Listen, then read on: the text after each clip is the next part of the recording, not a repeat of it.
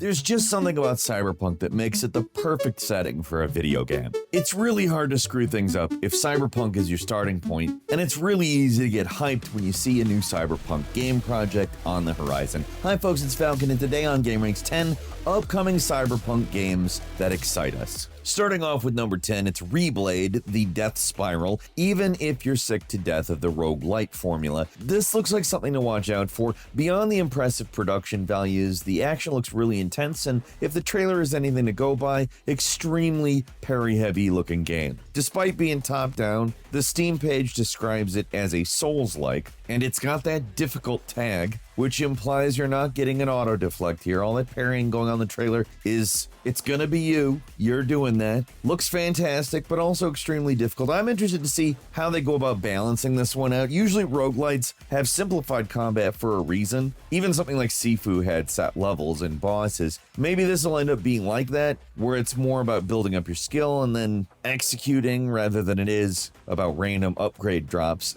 There's apparently still gonna be that, though. There's separate weapons, clips, augments that change how you play. Looking at the developer's past catalog shows a lot of smaller games with mediocre reviews, but just looking at Reblade's trailer suggests this is a big step up. Hopefully it's got some substance to go along with all that flash for whenever it comes out. Speaking of substance, here on gameranx, we try to put as much as we can into giving you as much substance. I mean, there's some flash, but the sparkles are on a really nice car, let's say. In return, we gotta ask if maybe you would click the subscribe button for us. It helps us out a ton, really does make a difference for us. The majority of you aren't subscribed, so it's not hard for you, and we hope it brings you some stuff you want to see. I won't hold you up too long on this one. Thanks a ton for clicking subscribe. Let's get back to the video. At number 9 is Den of Wolves, a new game from the GTFO developers, Tent Chambers. It looks like it could be Payday 3, or rather, the Payday 3 we actually wanted. It's a cyberpunk cooperative heist game all about industrial espionage.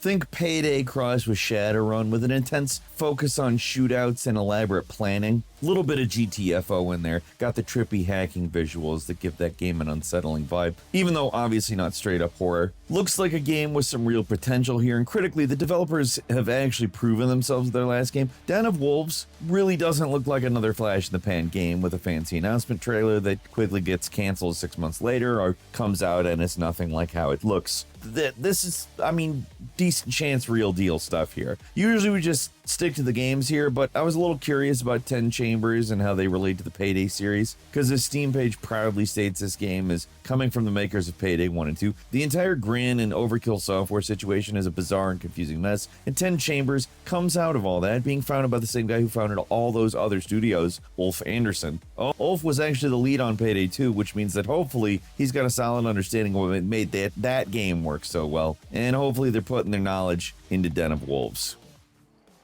And number 8 is Neo Berlin 2087. This one goes out to all those Elias Tufexis fans out there. The guy who killed it is Adam Jensen in the Deus Ex games. He's playing the main character again in what is a visually impressive looking third-person / first-person FPS. It's about as cyberpunk as you get. There's robots, there's slow-mo, guy who looks and sounds like Morpheus from The Matrix, and a bunch of action. Apparently, there's also going to be an investigation element to things. If the bizarrely long and incoherent Steam description is anything to go by, you can go guns blazing or take the stealthy route. Apparently, you can build your character to fit whether playstyle you want, all that. There's a whole lot of talk of exploration. They even mentioned there's a day-night cycle with robots appearing more at night, humans appearing during the day. So the whole thing sounds pretty ambitious in a way that's maybe a little concerning. The biggest issue I have with Neo Berlin is just that. It could be another game that promises everything and under-delivers at the end, or is quietly canceled. Another concerning factor is the game is being published by a studio with no other games to their name.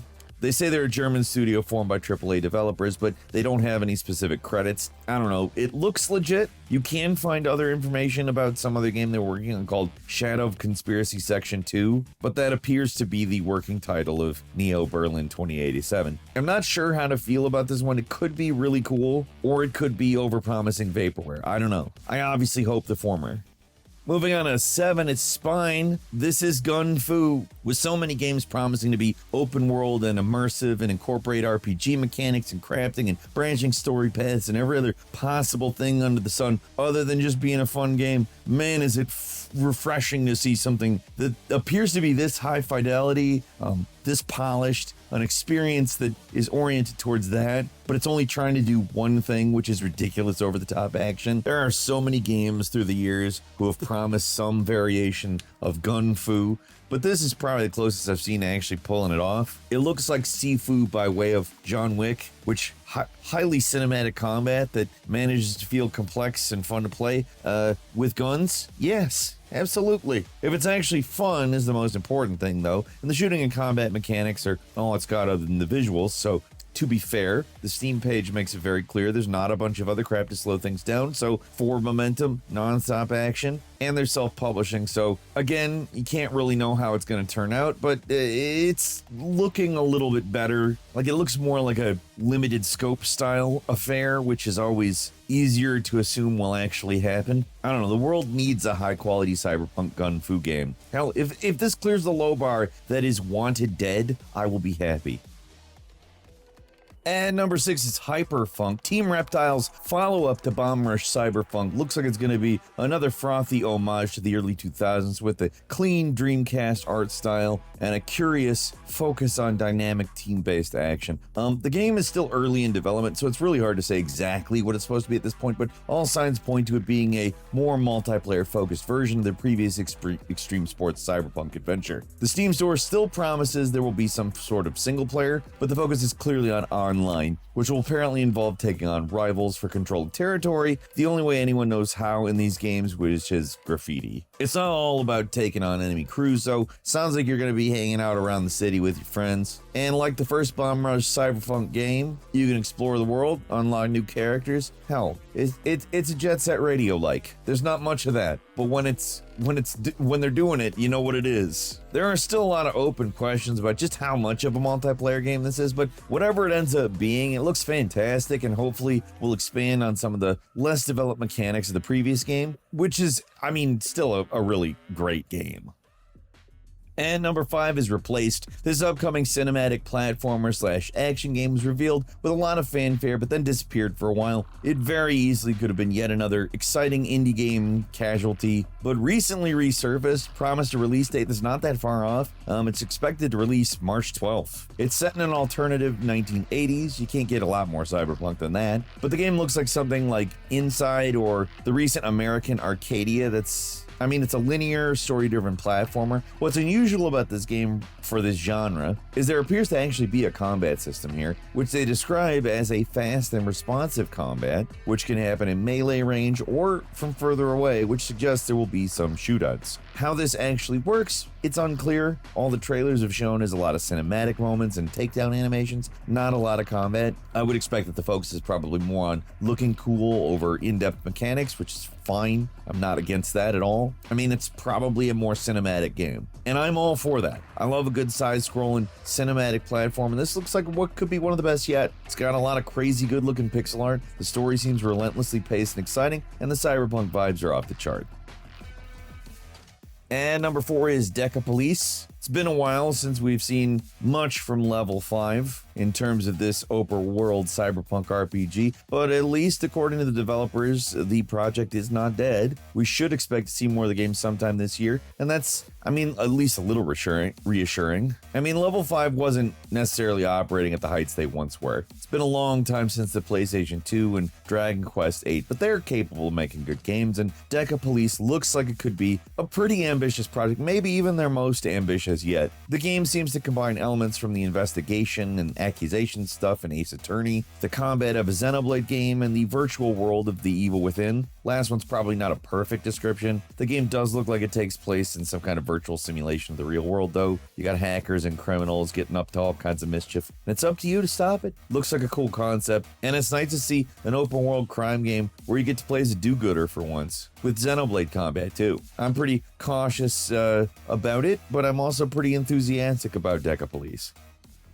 And number 3 is Defect. One of those games that looks really cool, the trailer is slick, but who knows how it will actually turn out. For all I know, it could be a disaster, and again, developers' lack of credits, and there's some pretty obvious jank from looking at the trailer. The cyberpunk environments look awesome, and the concept of a 4v4v4v4 objective-based PvP mode could be good chaotic fun, but there are a lot of open questions here. They say there's going to be a single-player mode, but they don't mention a campaign, which leads me to believe it could be some kind of glorified bot match, which would be fairly lackluster. Do you want to play that? I don't. The cops and robbers aspect of the gameplay sounds fun, with each team playing as either a SWAT team or a gang, each with their own strengths and weaknesses and objectives to work around. A good idea, but then the actual gameplay looks like it's full of pretty narrow corridors, and they feel like they wouldn't be great for teams of 4 to navigate through. The game's tags also mention permadeath, so who knows what else you get up to in this game. Maybe permadeath is related to the game's single-player mode, it's hard to say. Most of our good impressions toward this one, they're from the visuals, I admit that. I'm mostly throwing this one on the list because graphically it is pretty impressive. The actual gameplay has to manage to live up to that premise for it to be a game to watch out for. It could happen, we'll see.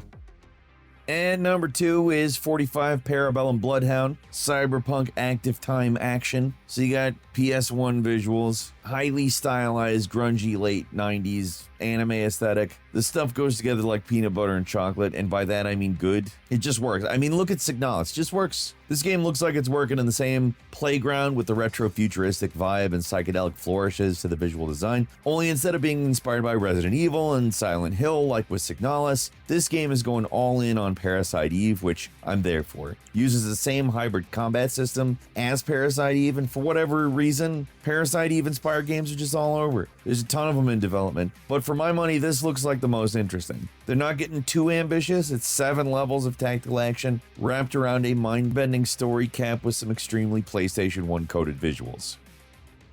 And finally, at number 1, it's Nivalis.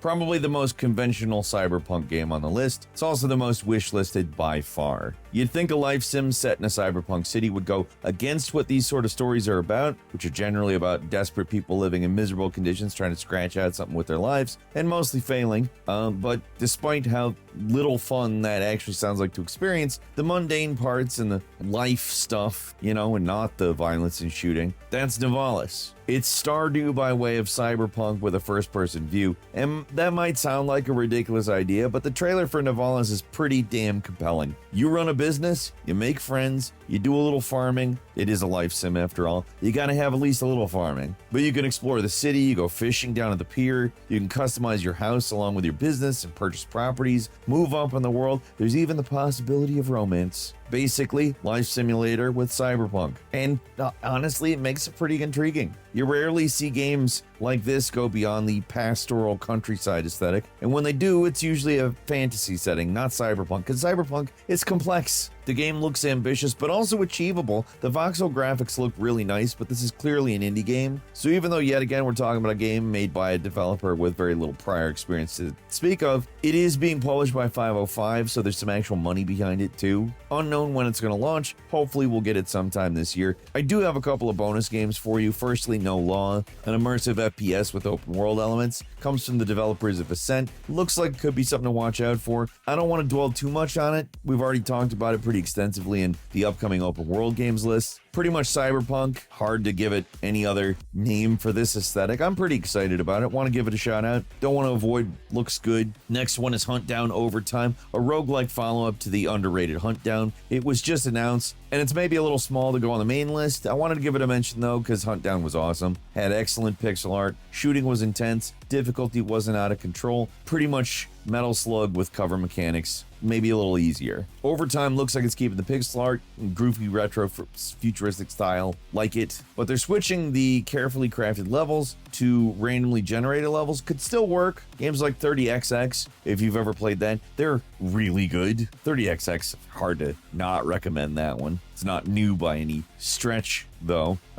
Still, Huntdown Overtime. Last one is Project Orion, the cyberpunk sequel to Cyberpunk 2077 2. It's in pre-production. They're past the growing pains of the first game, and the sequel could really hit the ground running, blow the first game out of the water. Cyberpunk's a game that just got better and better the more developers worked on it. The Phantom Liberty expansion was incredibly good, and I expect the sequel to take all those lessons and make a better game. The expansion ended with a teaser about the possible state of Night City being a war zone between the remaining corporations, the aftermath of Arasaka's downfall, which could be prime breeding ground for corporate espionage. I'm imagining the possibility of different quest lines, depending on which corporation you choose to side with, maybe, I don't know. There's rumors swirling that the game might take us to a completely new city, which would be super exciting if true, too. Personally, I'd be more than happy to get fleshed out, more detailed version of Night City, but at this point I'm happy with whatever they do. As long as it's the same quality as Phantom Liberty, I don't care. That's all for today. Leave us a comment, let us know what you think. If you like this video, click like. If you're not subscribed, now's a great time to do so. We upload brand new videos every day of the week. Best way to see them first is, of course, a subscription, so click subscribe. Don't forget to enable notifications, and as always, I thank you very much for watching this video. I'm Falcon.